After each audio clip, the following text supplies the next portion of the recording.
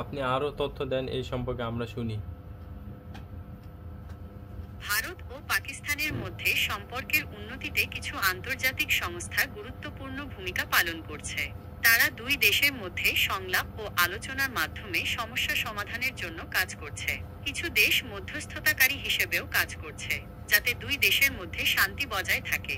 আপনি যদি চান, আমি আপনাকে এই সংস্থাগুলো এবং তাদের কার্যকলাপ সম্পর্কে আরও তথ্য দিতে পারি।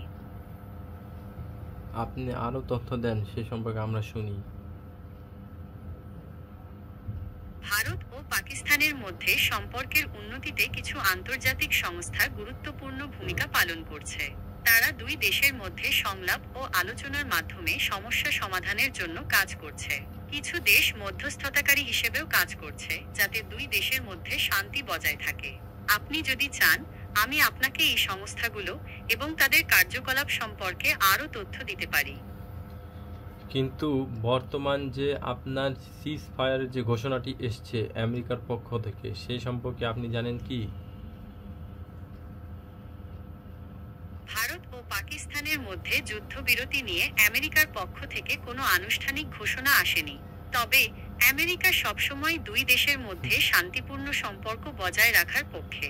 তারা চায় দুই দেশ আলোচনার মাধ্যমে তাদের সমস্যাগুলোর সমাধান করুক।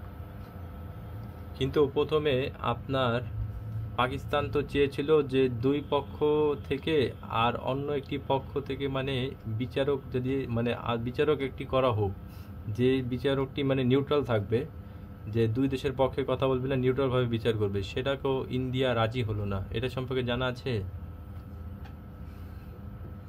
হ্যাঁ, আপনার কথা ঠিক। পাকিস্তান চেয়েছিল তৃতীয় কোনো নিরপেক্ষ পক্ষের মাধ্যমে বিরোধের মীমাংসা হোক, কিন্তু ভারত দ্বিপাক্ষিক আলোচনার মাধ্যমে সমস্যা সমাধানের পক্ষে। তাদের যুক্তি, তৃতীয় পক্ষের হস্তক্ষেপ এই সমস্যাকে আরও জটিল করে তুলতে পারে। আপনি যদি চান, আমি আপনাকে এই বিষয়ে আরও তথ্য দিতে পারি।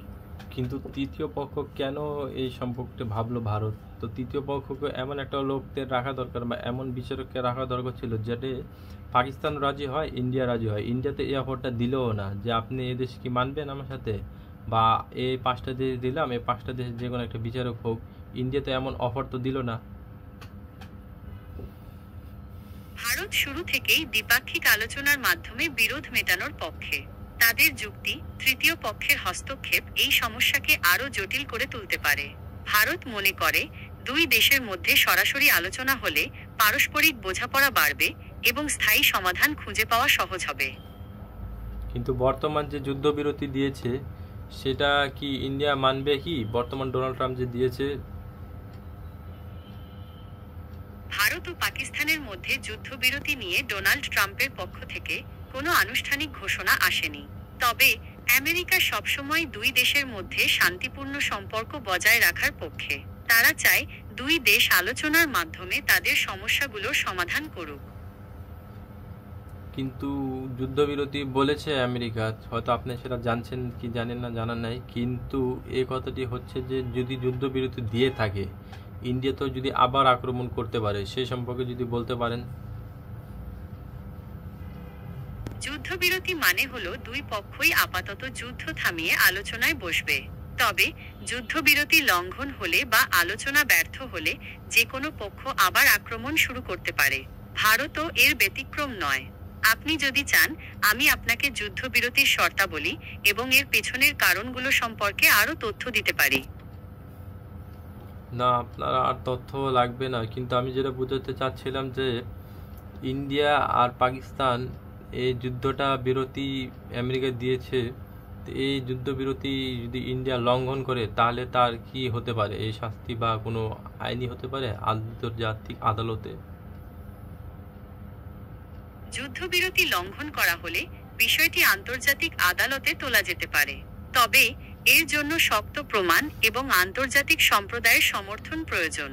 অতীতে এমন কিছু ঘটনা ঘটলেও আন্তর্জাতিক আদালত থেকে কঠোর শাস্তির নজির খুব বেশি নেই।